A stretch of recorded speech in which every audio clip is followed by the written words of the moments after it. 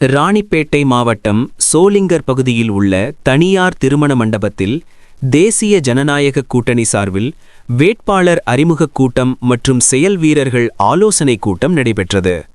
இந்த கூட்டத்தை அதிமுக நகர செயலாளர் வாசு முன்னிலையில் நடத்தப்பட்டது. மேலும் அதிமுக மாவட்ட செயலாளர் சு ரவி அவர்கள் கூட்டத்தில் கலந்து கொண்டு தேசிய ஜனநாயக கூட்டணியின் பாமக வேட்பாளர் சரவணன் அவர்களை நிர்வாகிகளுக்கு அறிமுகப்படுத்தினார். பின்னர் பேசிய அவர், சட்டமன்ற தேர்தலில் சோளிங்கர் மற்றும் அரக்கோணம் ஆகிய இரு தொகுதிகளிலும் குறைந்தது 50,000 வாக்குகள் வித்தியாசத்தில் வெற்றி பெற வேண்டும் என கேட்டுக்கொண்டார். 2026 தேர்தலை முன்னிட்டு மக்களுக்கு பல்வேறு முக்கிய வாக்குறுதிகளையும் அறிவித்தார். 1. குளவிளக்கு திட்டத்தின் மூலம் பெண்களுக்கு ஆண்டுக்கு 3 இலவச சிலிண்டர்கள். 2. முதியோர் ஓய்வூதியம் உயர்வு. 3. இளைஞர்களுக்கு பிணைப்பில்லா கடன் மற்றும் வேலைவாய்ப்புகள். 4. மாணவர்கள் மற்றும் இளைஞர்களுக்கு சிறப்பு உதவித்தொகைகள். 5. மகளிருக்கான பல்வேறு நலத்திட்டங்கள்.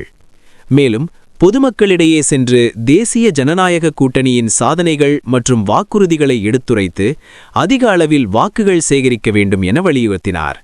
இந்த கூட்டத்தில் அதிமுக மாவட்ட அவைத்தலைவர் ஜி சம்பத், பாமக மாநில வடக்கு மண்டல அமைப்புச் செயலாளர் அ.ம. கிருஷ்ணன் மற்றும் கூட்டணி கட்சி நிர்வாகிகள் பலரும் கலந்து கொண்டனர்.